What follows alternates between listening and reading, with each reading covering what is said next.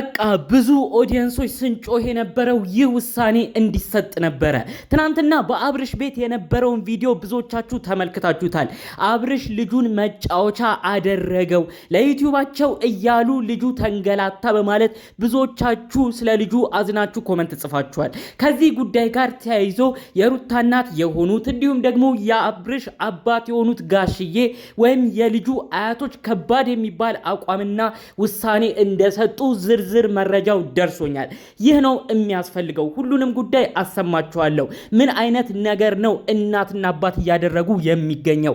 አሁን እኮ ባሉት ጉዳዮች አርቲስቶቻችን እንኳን ልጃቸውን ሚዲያ አምጥተው አያሳዩም። አብርሽና ሩታ ግን ምንድነው የምትሸወዱት? አሁንም በእናንተ ጭቅጭቅ፣ በእናንተ የተለያዩ ድራማዎች፣ በእናንተ ሁሌ ንትርክ ምክንያት ልጁ ዛሬ ሚዲያ እየመጣ ይገኛል ብሎ አብርሽ ትናንትና በእኔ ጋር ነው ማደግ ያለበት ብሎ ልጁን ሄርሜላ ጋር ወስዷል። ሄርሜላ ደግሞ ጥሩ አቋሟን አሳይታለች። ልጅ መበደል የለበትም፣ ከወዲያ ከወዲ መንገላታት የለበትም፣ ከእናቱ ጋር መሆን አለበት እያለች ጥሩ አቋም አሳይታለች። ብዙዎች እሷን አመስግነዋል። ነገር ግን ብዙ ሰው ኮመንት ሲጽፍ የነበረው አረ ምንድነው ይህ ልጅ መሸቀያ ሆነ? ይህ ልጅ ምንድነው በየቦታው የሚንከራተተው? እኛ ያዘነው ለልጁ ነው ብላችኋል። ትክክል ናችሁ። ከዚህ ጉዳይ ጋር ነው እንግዲህ ከቡታጅራ ወሳኝ ነገር የተሰማው። ከሰሞኑ እመኑኝ ይህ ልጅ እነዚህ ልጆች ጋር ላይቆይ እንደሚችል ነው የምነግራችሁ። ልጃችሁ አሁን አብርሽና ሩታ ጋር ላይቆይ ይችላል፣ በአያቶቹ እጅ ሊገባ ይችላል። ይህንንም አስቀድሜ ነው በዝርዝር እምነግራችሁ። ሰላም ውድ ሀገሬ ልጆች፣ በያላችሁበት ሰላማችሁ ይብዛልኝ። የአብርሽና ሩታ ጉዳይ ከማሳሰብ አልፎ አብርሽና ሩታ ታረቁ ስትሉ የነበራችሁ ዛሬ ደግሞ ለተወለደው ልጃቸው ገና ከሰሞኑ ወደዚህ ዓለም ለመጣው ልጃችሁ ደግሞ አስባችሁ እረ ልጁን አታንገላቱት እያላችሁ ስለ ልጅም የምትጨነቁ ሁሌ ለሰው ደስታ የምትጨነቁ ሁሌ ለሰው መበደል እናንተ የምትቆሙ የምትከራከሩ ውድ ቀን ያገሬ ልጆች በያላችሁበት ፈጣሪ አምላክ ጤናችሁን ይስጥልኝ። ይህ ቀላል ምርቃት አይደለም። ጤና ማለት ለሁሉ ነገር ቁልፍ ነገር ነው። ሁሌን የምመርቃችሁ ጤናችሁ እንዲሰጥልኝ፣ ጉልበታችሁ እንዲባርክልኝ ነው። ምርቃት የሚመቸው እንደተለመደው ቪዲዮ ላይክ በማድረግ ጀምር። የኔ ቤተሰብ ደግሞ ያልሆናል እስካሁን ድረስ ምርቃት እየመረኩ ምን እያልኩ ቪዲዮን ጥሩ መረጃ እያመጣው ሰብስክራይብ ያላረጋችኋላችሁ እስቲ ባካችሁ ሰብስክራይብ አድርጉኝ፣ ቤተሰብ ሁኑኝ። እኔም ይዤ የመጣሁትን መረጃ በተለያዩ ጊዜያት ላሰማችሁ። ቀጥታ ይዤ ወደ መጣሁት ዝርዝር መረጃ አመራለሁ። እንግዲህ አብርሽ አባት ጋሽዬና የሩታ እናት የተናገሩት ነገር የሩታ እናት አስቀድመውም ይሄ ልጅ ወደ ሚዲያ መምጣት ሲጀምር ከሳምንት በፊት አረ ምንድነው እየሆነ ያለው ሩታ ምንድነው የሚካሄደው ብለው ተቆጥተው ነበር። አሁን ደግሞ ጋሽዬም ተጨምረው ተቆጥተዋል። ታዲያ ከቡታጅራ የተሰማው የልጁ አያቶች የተናገሩት ምንድነው? እናንተ ሆኖላችሁ አብራችሁ መኖር አልቻላችሁም። እኛ የሚያናድደን ግን ምንድነው የምታንከራተቱት ልጁን? በመካከል ለምንድነው የሚሰቃየው? ለምንድነው እንደሚሆነው? አሁን ለቪዲዮ ላያለቅስ ይችላል። ነገር ግን ይሄ ልጅ አንዱ ቦታ ወደ አንዱ ቦታ ሲሆን ማልቀስም ሊኖረው ይችላል። ለምንድነው ለልጁ ያልታሰበው ብለው ነው ጋሽዬም የሩታ እናትም አቋም የወሰዱት ማለት ነው። የሩታ እናት በቀደም ጀምሮ ምን ብለው ነበረ? እኔ ልጄ መሆን አያቅተኝም፣ እኔ ወስጄ እኔ ጋር ማሳደግ አያቅተኝም ብለው ሩታን ሁሉ አስጠንቅቀው እንደነበረ መልእክት አሰምቻችሁ ነበር። ይሄ የሚሆነው እንግዲህ ሩታ ደስታ የተባለ ግለሰብ የስንት ታናሽ ወንድሟ ይዞት የመጣው ግለሰብ ነበር። እሱን ግለሰብ አምና እንግዲህ ቤቷ እንዲገባ አድርጋለች። ታዲያ ቤቷ ገብቶም አብርሽም ይመጣል፣ ጭቅጭቅ ሆነ፣ ንትርክ ሆነ። በዛ ቪዲዮ እንደተመለከቱ ነው የሩታ እናት ተናደው ሁሉ ነገር መቀለጃ ሆነ ወይ? ሁሉ ነገር ውሸት ሆነ ወይ? ልጅ ያለበት ቤት ላይ ለምንድን ነው የሚተረማመሱት? እኔ ልጄ እንዲጎዳ አልፈልግም። እኔ እኮ አስቀድሜም ሩታ ወደ ውጭ እንዳትወጣ ስጥር የነበረው ልጄ እንዳይጎዳብኝ ነበረ። ለዚህማ እንደዚህ የሚሰቃይ ከሆነ እዚህ ሀገር ሆኖ ራሱ ንትርኩ እየበዛ ልጁ ከአንዱ ወደ አንዱ የሚንከራተት ከሆነ እኔ ልጄ አላንስም በማለት አቋም ወስደው ሊወስዱት እንደሚችሉ ሁሉ ተናግረው ሩታን ሁሉ አስጠንቅቀው እንደነበር ነው የተናገርኳችሁ። ዛሬ ደግሞ የሰማሁት መረጃ በተለይ በትናንትናው ቪዲዮ ልጁ ከአንድ ቦታ ወደ አንድ ቦታ ሲሆን ምንድነው ያሉኝ የቅርብ ሰዎች የለመደው ሆቴል የለመደው ሩሞች እየተለያዩበት እያለቀሰ ሁሉ ሲቸገር ነበር ነው የተባለው። ይህንን ደግሞ ቤተሰቦች ሰምተዋል። እንዴት ነው ልጃችሁ ተብለው ሲጠየቁ በዝርዝር ነው የተናገሩት። አብርሽም ሩታም ሩም ሲቀያየር ይሁን ምን ይሁን አይታወቅም ነው ያሉት። እነሱ ግን ልጁ እያለቀሰ እንደሆነ ነው ቪዲዮ ላይ ስናየው። ልጁ አያለቅስም።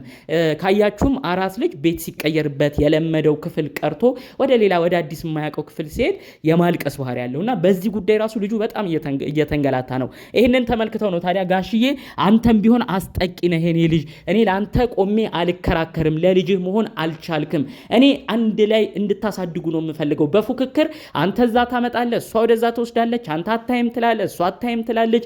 ምንድነው እንደዚህ አይነት ኑሮና ትዳር ብለው ነው ጋሽዬ ራሱ ከባድ አቋም የወሰዱት። የአብርሽ አባት ጋሽዬ ከዚህ በፊትም ብዙ ነገር ነው የተናገሩት። እኔ የልጅ ልጅ ማዕረግ ያየሁት በሩታ ነው፣ ሩታና አብርሽ አንድ ላይ እንዲሆኑ ፈልጋለሁ፣ ሩትዬን አከብራለሁ ብለው ደጋግመው ተናግረዋል። ከሰሞኑ የሚሰራው ነገር ራሱ ምንም እንደማይጥማቸው ነው እየተናገሩ የሚገኘው ማለት ነው። ታዲያ ባጭሩ ጋሽዬ ራሱ ስለ ልጁ አሁን ከእንግዲህ ሌላ ቪዲዮ እንደዚህ ዝም ብለው እየተቀባበሉ የሚሰሩ ከሆነ ከባድ አቋምና እርምጃ እንደሚወስዱም ነው መረጃው የተሰማው። ከሰሞኑ ደግሞ እንግዲህ የሩታ እናት ጨክነው አዲስ አበባ መጥተው ልጁን የሚወስዱበት ነገር ሊፈጠር ይችላል። እኔ አሁን ልጅ ወስዳሉ ስላችሁ በክፋት አይተው ልጅ የመንጠቅ መብት አላቸው፣ ህጉም ይደግፋቸዋል ማለት አይደለም። እንደ አያት ግን ልጁ ሲጎዳ ማየት አልችልም ብለው እንግዲህ ሰባይነትም ተሰምቷቸው የኔነትም የስጋ ዝምድናቸውም ተሰምቷቸው ልጁን ቀምተው ሩታ እንደፈለግሹኝ ብለው በዛው ሊተዋት ነው እንግዲህ ያሰቡት እንጂ በግድ የመውሰድ እንትን የላቸውም፣ ህጉም አይደግፋቸውም። ነገር ግን ከሩታን አስጠንቅቋታል። እኔ የልጅ ልጄ እንዲጎዳ አልፈልግም፣ እናንተ እንደፈለጋችሁ ተነታረኩ ብለው ከባድ አቋም እንደወሰዱባቸው ነው መረጃውን የሰማሁት ማለት ነው። እንግዲህ እናንተ እስቲ በዚህ ሐሳብ ምን አይነት ነገር አላችሁ? ልጁን በጣም በቃ ይሄው ድራማ መስሪያ ሊያረጉት ነው ካሁኑ።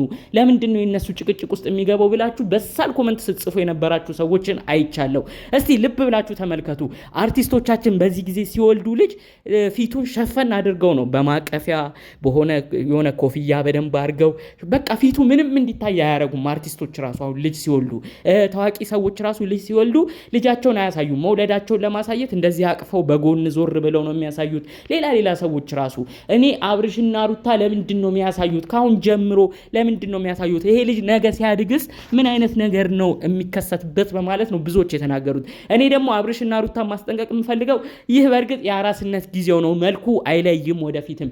ነገር ግን 4፣ 5፣ 6 ዓመት እየሆነ እየቀጠለ ከመጣ በእነሱ ጭቅጭቅ እንደዚህ ቪዲዮ እየተቀረጸ ከመጣ ነገ ይሄ ልጅ ትምህርት ቤት ሲገባ እያደገ ሲመጣ የ4፣ 5፣ የ6 ዓመት ልጅ ሆኖ ከተቀረጸ አንድ ልጅ ፊቱ ያስታውቃል ማን እንደሆነ። በዛ ሰዓት ይለያል። ትምህርት ቤት ሲሄድ ምን አይነት ነገር ነው የሚደርስበት? በተለያዩ ቦታዎች ሲሄድ ምን አይነት ነገር ነው የሚደርስበት? ይሄንን እንዴት ሊረዱ አልቻሉም? አብርሽና ሩታ እባካችሁ እልህ መጋባቱ ይቅርባችሁ።